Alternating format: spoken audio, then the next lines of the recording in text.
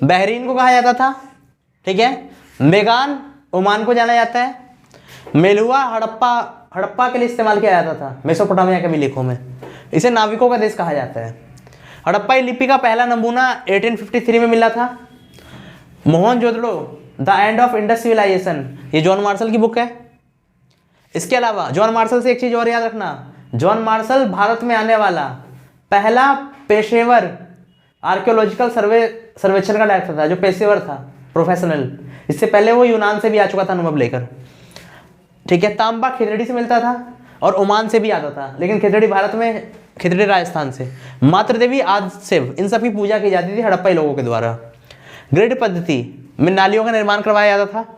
सबसे लंबे अभिलेख में चिन्हों की संख्या 26 थी। The story of Indian archaeology S N. Rao ने लिखी है।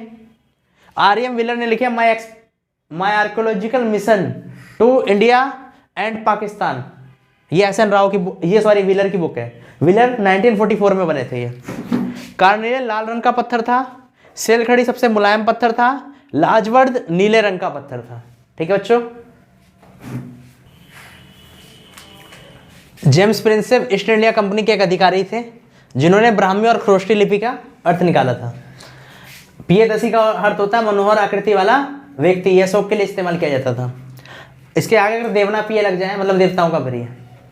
महाजनपदों की संख्या 16 थी और गौतम बुद्ध और वह महावीर किस महाजनपद से संबंधित थे, तो वो था वज्जी, ठीक है। वज्जी को आप गणतंत्र भी लिख सकते हो अगर पूछ दिया जाए तो। कौन सा महाजनपद गणतंत्र था, तो वज्जी, ठीक है। मगध सबसे शक्तिशाली महाजनपद बना।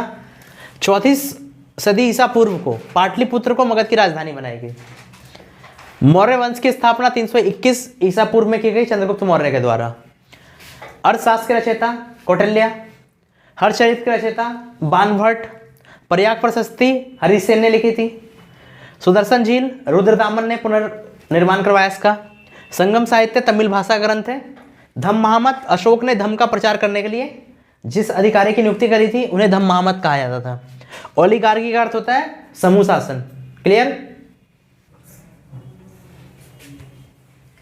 मुद्रा राक्षस विशाखा दत्त के द्वारा लिखी गई थी। अष्टाध्यायी पाणिनि के द्वारा लिखी गई है। मृच्छकटिकम शूद्रक ने लिखी है। सेट्ठी धनी व्यापारियों को कहा जाता है। Asiatic Society of Bengal William Jones ने स्टैब्लिश की थी 1784 में। अग्रहार ब्राह्मणों को दान में दी गई भूमि थी, इससे किसी प्रकार का कोई कर नहीं लिया जाता था। जातक कथाएं जो है गौतम बुद्ध के जीवन से जुड़ी कहानियां हैं। इसमें ना मनुष्य की कुछ तुलना ना जानवरों से की गई है, जानवरों के कुछ गुण से। देविक राजा या कुषाण वंश के शासक जो थे, ये अपने नाम के आगे ना देवपुत्र जैसे शब्द का इस्तेमाल करते थे। इससे पहले जो चीन के शासक थे वो स्वर्गपुत्र नाम का इस्तेमाल करते थे। पेरिपल्स समुद्री यात्रा को कहते हैं। एरिथेरियन सी लाल सागर। प्रभावती गुप्त ये सबसे शक्तिशाली महिला थी उस काल की, जिस काल में महिलाओं को संपत्ति पर ज़्यादा अधिकार नहीं होता था। इसने एक दंगुन नाम का गांव भी था दान में दे रखा था।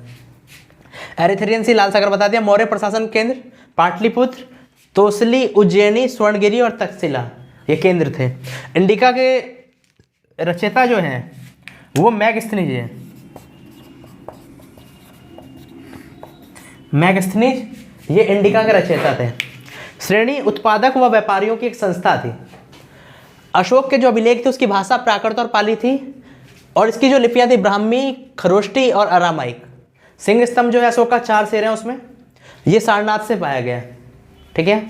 ये हमारा राष्ट्रीय सिंबल है।